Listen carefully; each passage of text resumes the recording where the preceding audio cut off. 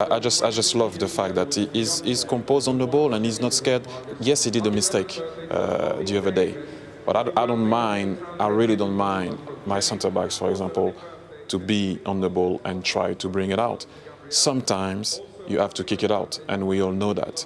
But you can concede also a goal by trying to kick the ball out when sometimes you have time on the ball to play with your holding midfielder and bring the ball out. It's finding the right balance. So, to pick up on that, and Jeff mentioned it in the interview, that West Ham game, your comments after that, where do we stand then with John Stones? Has he got that balance now, or is he still taking too many risks in your eyes?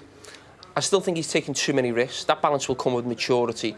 But there's no balance for me with defenders dribbling on the edge of the box. There's a right time to do it, there's a wrong time to do it. The lads from Barnsley, whether he was from Brazil, it doesn't matter. Any manager or person in football tells me it's right for a defender to try and dribble past people on the edge of his box is talking absolute nonsense. Go on. I obviously don't agree. No, I obviously don't agree with it because, as I said earlier on, I've seen defenders trying to clear the ball in a stupid way when they had time on the ball and they could have brought the ball out. And me, myself, for example, as a striker, I would have been in trouble because all I was hoping for is for that defender to try to clear it when he had time and vice versa. But isn't the point you're making that he was trying to beat a man on the edge of the box? He wasn't just coming out with the ball. It's totally different. Running with the ball is different to dribbling. If he gets a chance to step into midfield and bring an extra player into midfield, outnumber the opposition, be composed when a ball comes to him rather than clear it. But actually dribbling on the edge of your box is stupid. You don't gain anything from it. OK, you might go past the striker, two strikers. So what? You're 80 yards away from their goal. If they win the ball off you, they're in at your goal. That's where, for me, where the argument starts. Because for me, as a centre-forward, when I used to play, if my centre-back does that, he will buy me time on the ball if the ball ever reaches me. Instead to have a ball, if you clear it straight away, straight forward, to me, I would have to battle for that ball. And I understand what you're saying. I don't disagree with what you're saying. What I'm saying is, I don't mind if my defender does that, because after that, if he beats one man, another one has to step out. That will allow his midfielder to get more time on the ball, and therefore allow me to get more time on the ball to be able to attack the other defender.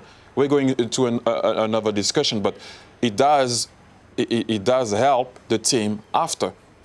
OK, you're a manager, you're doing your coaching badges, you're a manager tomorrow. You'd encourage your defender. Not every time. Any time? Why not one every time? No, you need to find the right balance. When you read the game well and you realize that you can step out and you know danger to make sure that your team is going to concede a goal, I will encourage you to step out. Stepping out's fine. We're not saying... No, but you can beat a man. Yeah, I will encourage you to beat a man. If it's the right situation, yes, because I know you will allow your midfielder to have more time and therefore your striker to have more time. What's the risk to reward then? You've got a centre-back in your team. He dribbles past the striker. OK. What's the reward for that? And the risk is you can see the goal. You've got a great chance. Buy time to your teammates after to be on the ball. Less guy to beat. OK, let's say he dribbles... I'm not saying every time. OK, one time. One time in the game today, we're watching the game. I will not want to see a Liverpool... Might mind a Southampton centre-back doing it. But I don't know what you gain. If I step in and I've got time to step into midfield, that's fine. Or you go and join midfield. That is the beauty of the game, because that's his way, and that will be my way. That's why sometimes you have the likes of a team that likes to counter and counter-attack, and team that you have to be on the ball. If you play, for example, for Barcelona, Piqué is allowed to dribble. He doesn't dribble, he runs with the ball. I've seen him dribbling people. Listen, I'm not saying all the time. It has to be the right situation, and therefore it's you to be clever enough to know when you have to clear it and when you can actually step out. Laurent Blanc used to do that a lot in the box. I saw him for Man United. No, but come on. Yeah, of course you're gonna lose some. But my point is, in the right way and the right situation, I will ask my guy, yes, if you have to beat your man, beat your man.